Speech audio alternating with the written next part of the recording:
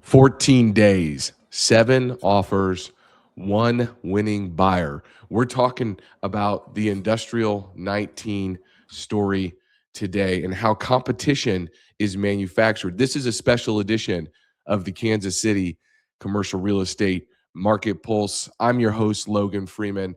Got my co-host here, the one, the only, Nathan Roberts. We're going to be talking about Industrial 19, 2001, East 19th Street in Lawrence, Kansas, how we manufactured competition and a big win-win opportunity for all parties involved. 7 offers, 14 days on the market, sold above the list price. But before we jump in and I have Nathan talk about the deal, we've got to talk about the trend being your friend. I want to give you guys a quick state of the market in regards to industrial outdoor storage. The national vacancy rates right now are at 2.5%. Traditional industrial is about 6.7%. Great reports out earlier this year, but the average rent per square foot is about $13 on iOS. And for traditional industrial, it's right around $10. So that's a 17.9% rent premium over warehouses. The rent growth story is just as strong. In 2025, the rent growth was 7 to 9%. And in traditional industrial, is about 3.5%. The market size is about $218 billion. And the transaction volume in 2025 was 14 to 16 billion, which was up 15 to 20% year over year. We do believe that that's going to be much higher this year with all the trends. Cap rates in the primary markets anywhere from 6 to 6.75%. And in the secondary markets, 6.75 all the way up to 7.75%. But man, I have to ask, Nathan, why is iOS outperforming everything else in the industry right now, man? What are you seeing in the marketplace? Yeah, so I'm seeing a mix of things. Multifamily, that's kind of one of the obvious answers. Is it's just very competitive out there with where interest rates have been kind of going, and we've seen a slight decrease recently. But with where interest rates are, the ask bid difference in just the amount of people out there that's looking specifically for multifamily, that's one of the reasons why iOS and industrial is performing better. If you're looking at office, we've definitely seen a rebound in office, especially just over the past 2 years. But with office, I mean, you're seeing more institutional grade investors kind of get back into the game, but majority of the sales out there are still going to be for those owner users. With retail is doing relatively well. Retail is still one of those asset classes where the sellers are still wanting significantly more for their properties than what it's worth currently, just based on how to actually make projects pencil out. And I think what we see with industrial is that you can still go out there and find deals where they can actually pencil out and you can make some money. So I think that's the reason why we're seeing more interest go towards industrial and specifically iOS. But there's a lot less competition, but they're still hard to find these deals. Yeah, I got a couple more points. I mean, there's a structural supply strangulation. I mean, less than 2% annual inventory growth nationally. In major metros, 30 to 50% of industrial zone land restricts iOS by right use. So entitlement timelines can be 9 to 18 months, sometimes 2 years plus. So you can't build your way out of this one. And then 60% of the inventory was built before 2000. Most of it's unpaved, it's unlit, it's unsecured, and tenants are increasingly requiring those paved, fenced, and lit and drained sites, which makes an upgraded product a big scarcity within already a scarce market. And then demand is really demystifying fast. I mean, it's not just trucking yards anymore. I mean, the top tenant categories are construction and building materials, logistics and trucking. Then you have equipment rental, utilities infrastructure, and now renewable energy and data center contractors all looking for this space. And what's really fascinating is that the institutionalization of this asset class is really accelerating. 34 to 45% of iOS acquisitions are now institutional capital. That's up 25 to 30% just 4 years ago. Okay. So the other 65 to 75% is still mom and pop, massive aggregation opportunity. So a lot of these institutions are seeing that opportunity, right? And then the debt markets have started to open up for this asset class. I mean, it used to be only regional banks and now debt funds and national lenders are in the game. Okay, spreads are as low as 165 basis points over SOFR for stabilized core assets. LTVs are 55 to 65%. So, that's the trends that we're seeing in pushing the scarcity and the opportunity here. In the Kansas City specifically, right? CBRE recently called out KC as a top emerging iOS market alongside Los Angeles, Savannah, Columbus, and El Paso. The KC industrial vacancy is 5%. That's a fourth lowest among top 30 U.S. markets. We have sub 1% vacancy on small bay and outdoor storage products specifically. We've got about 346 million square feet of industrial inventory in Kansas City, and 8.4 million square feet were absorbed in 2025. That's seventh nationally, right? And then now we've got data center construction activity. You got Beal, Panasonic, that K10 corridor is popping off. That's directly creating more iOS demand, which is where this property sat at, right? So you need contractor yards, you need laydown yards, you need fleet parking, right? And you need equipment staging. And so the rents on these things per acre can range anywhere from $3,000 in secondary markets all the way up to $13,000 per acre per month in the primary markets, right? And so KC sits right there in that secondary to kind of emerging category. But with the data center and logistics convergence, that's a story that can be a real catalyst for tightening that gap faster than the market currently prices, right? And so what I wanted to ask you, Nathan, as you're operating this space, walking these properties, talking to these owners, what specific tenant types are you seeing drive the most iOS demand in Kansas City right now? Is it still trucking and logistics, or are you seeing more construction and contractor activity as the data center and other construction boom happens? Yeah, I think it's a mix, but I think it is more trending towards those type of construction companies. Just knowing with all the developments that's going on along K7 Highway, K10, DeSoto is literally right around the corner with Panasonic. But you're just seeing more developments kind of move further west towards Lawrence or further west outside of that, and that's the main primary driver for iOS when it comes to the user base. Yeah, absolutely. I got a question in here. What sizes are moving the fastest? Is it sub 5 acres, 5 to 15 acres, or the larger 20 to 40 acre plays right now? What are the people asking for?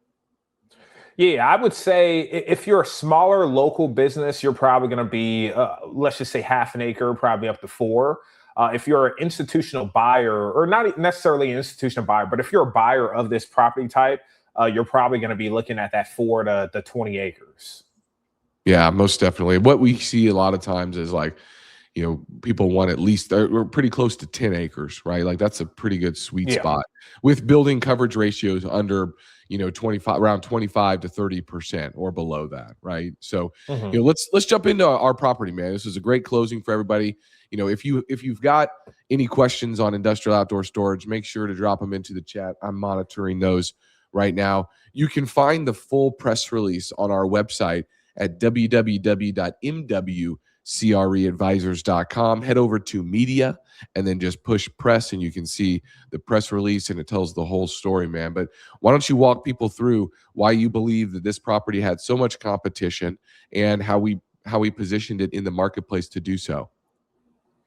Yeah, so we position this as a industrial outdoor storage deal. Initially, someone coming in may have positioned this as like, hey, this is just a industrial deal where you have 19,000 square feet.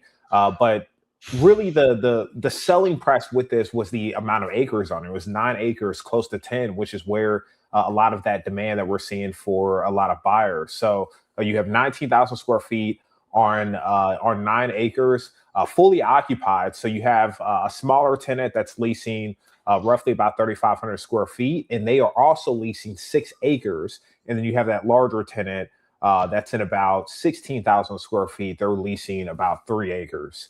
So I mean that's really the playing point here. Is like location is definitely a huge factor there, and really just the size of the parcel kind of led to having more demand than we actually anticipated.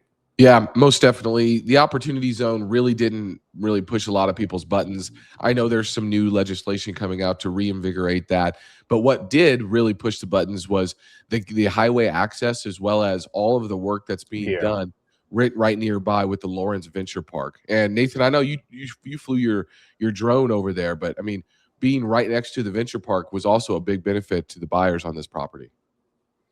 No, exactly. I mean, even when it came to power, with this property in particular, I mean, you have adequate power for any sort of user that's coming in here. But if you ever got to the point where you got to the point where you wanted to add on to the building or take away from the building, or you needed a larger power consumption, there's a substation right next door specifically for this area because that Lawrence Venture Park is right across the street. Absolutely. Wonderful, man. Well, some of the things that we do for our clients, our exposure that we're putting out there is not passive. I mean, the competition wasn't discovered. It was intentionally created through targeted positioning within that Lawrence Venture Park, understanding what's Mhm. going on in the K10 corridor. We had strategic scarcity messaging, like the vacancy in that market was 1.3%. Very little on the market for lease or for sale, and a compressed multi-channel investor outreach campaign. So some of the results that came from that was over 50,000 LinkedIn impressions, over 8,600 listing views. We had 40 signed confidentiality agreements, 15 direct inbound leads, and we had 7 competing offers, which really, I mean, generated about a 14-day marketing window, and we closed within the timelines and had very little, if at all, negotiation through the feasibility and due diligence process. And so this is a Mhm. part of the spotlight strategy that we're doing right now, which is telling you guys exactly how we're marketing these properties and getting the views and the targeted outreach campaigns completed to generate that competition, right? So if you're an owner of a building and you're like, well, I got a bunch of land, give us a call, because throughout this process, we also developed great relationships with multiple buyers that are looking for very similar product, right? We had 7 competing offers. That means that 6 of them did not win this deal, right? And we built a really strong bench on people who are looking for more of these opportunities. So, one thing that I will mention is a lot of times an owner who's got their business there, they're like, well, I mean, I can't sell my property because it's where my business operates. Well, think about it with your legacy planning, right? You can do a sale leaseback for a number of years, figure out if you need to have Mhm. that building and that space, or you can lease back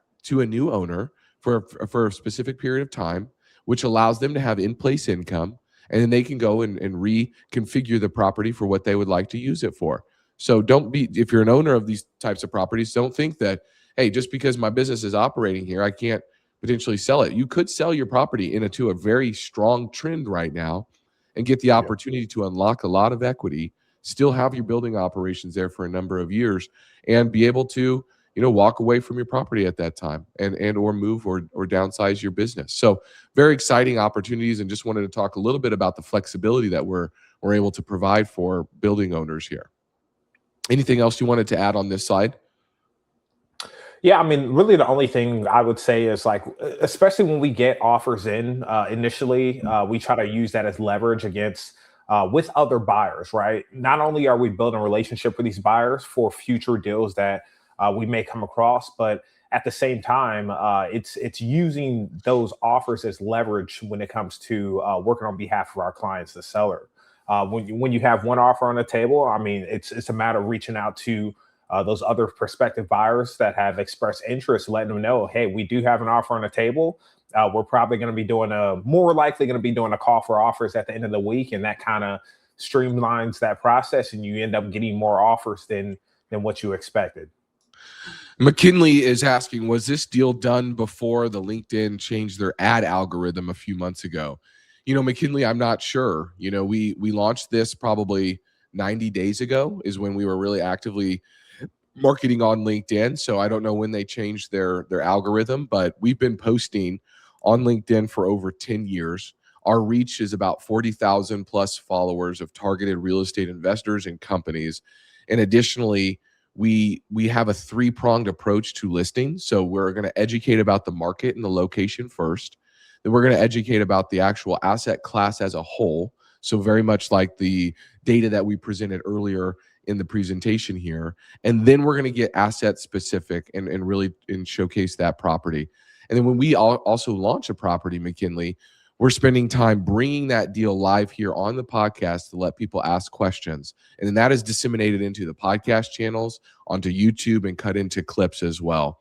The other component that we love to do is, as we are having conversations with buyers, they frequently asked questions.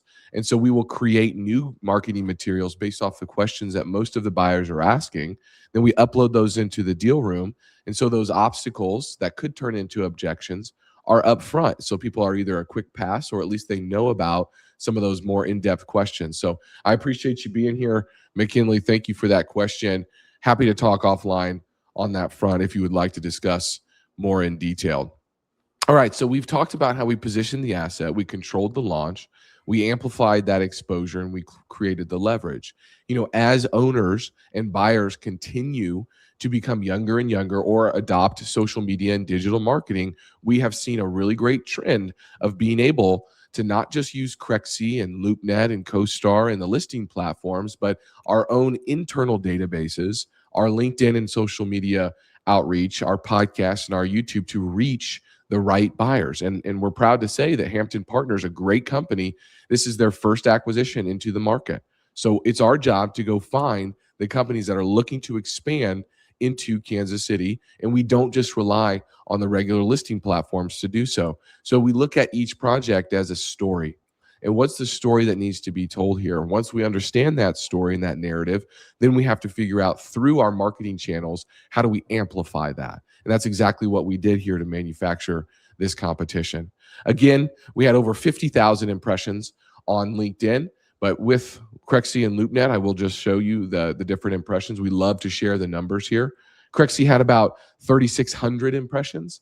LoopNet had about 5,000 page views. Our email campaigns had about 6,000 opens and a good 40% open rate. And then there again, we had LinkedIn had 15 inbound buyer inquiries that would not have seen it if it wasn't on LinkedIn and our social media. So our targeted multi-channel marketing strategy generated significant interest and engagement during that critical 14-day launch window, right? So that's a part of our spotlight strategy that is a little bit different of how we're manufacturing this opportunity here. So Nathan, why don't you talk a little bit about how you were negotiating and working those offers as they were coming in? Because it was a competitive situation there, man. And we were sort of caught off guard with how much, really interest there was and going back and forth. So for the owners who might own a property out there, talked about the process that we went through and how we manufactured that competition.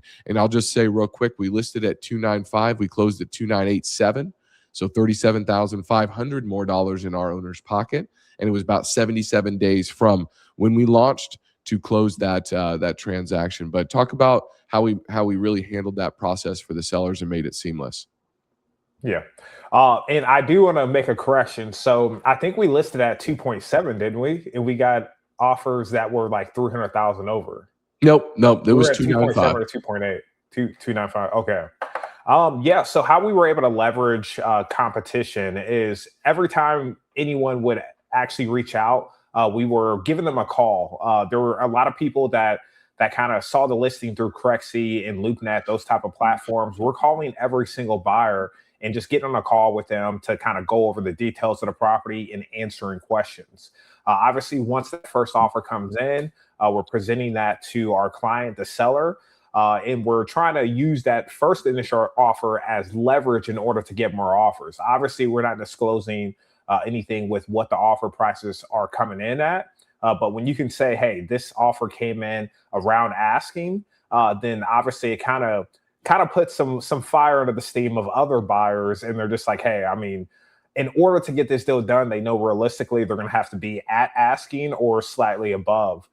So continuously as offers came in, we're getting on a call with them. We also had meetings set up with the seller and these prospective buyers just to kind of gauge their sentiment, see their understanding of the market. Are they super familiar with this property type? Do they own any properties in this area? And really what we were trying to get out of that is trying to have an understanding of like, is this something that they're realistically going to close on? Is it this their first route or their first time going through this process? Because we're trying to get properties on a contract and that are actually going to close. We're not looking for someone to come in and take this on a contract and they're not familiar with that process. A lot of the buyers that ended up sending over offers, they're pre-vetted buyers, so they either own assets in other markets, or they're just very familiar with this property type.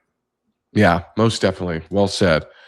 Yeah, this is a repeat client of ours as well. And one thing that he did mention, left us a great Google review, so appreciate that, John. But one thing he did mention was, hey, man, I've done over 100 transactions, and this was a top 5 easiest transaction in my career. So he said that he knew he picked the right shop. So we spent a lot of time underwriting this deal and making sure that we had the right time to go to the market. So Hampton Partners, a little bit about them. They said, we're thrilled to acquire this property. Its expansive yard is unique within Lawrence and offers an essential amenity to a number of users. We appreciate the guidance of Logan, Freeman, and Nathan Roberts with Midwest Commercial Real Estate Advisors in getting us through the transaction. So a couple great validations from the transaction validation points. And you guys should definitely check out what Hampton Partners has going on. Just a great shop based out of Denver. So really enjoyed working with those guys over the period of 77 to 90 days. So hoping to do more and more transactions with them as well.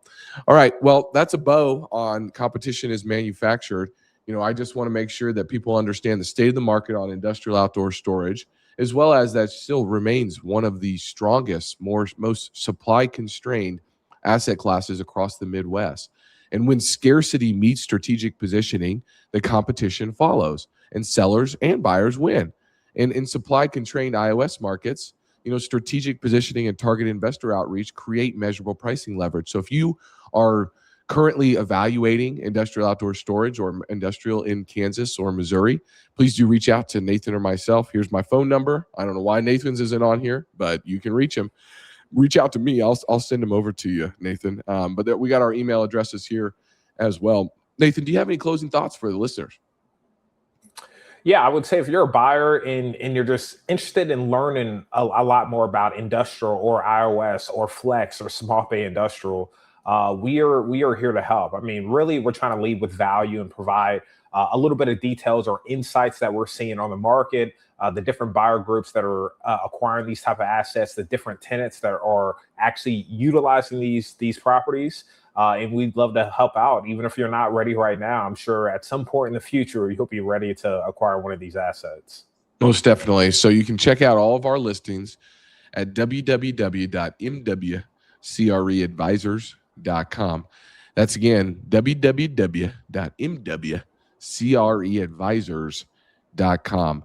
We are closing another industrial outdoor storage next week. We'll come online and talk about that property. But if you are a buyer or a seller and you have this type of land and buildings, please do reach out to us. We also provide a lot of opportunities for leasing. So if you own this building and you're not wanting to sell, reach out to us. We might have some tenants. I know Nathan is out in the marketplace on a regular basis representing businesses that are looking for more and more space. And please do get in touch with us. So Nathan, thanks for being here. I appreciate you walking us through this deal. It was just an awesome opportunity for both the sellers and the buyers, and we're excited to do more and more of these here in the future. This has been another episode of the Spotlight Strategy of the Kansas City Commercial Real Estate Market Pulse. Thank you all for tuning in. And again, reach out to us at www.mwcreadvisors.com. All right, see you all.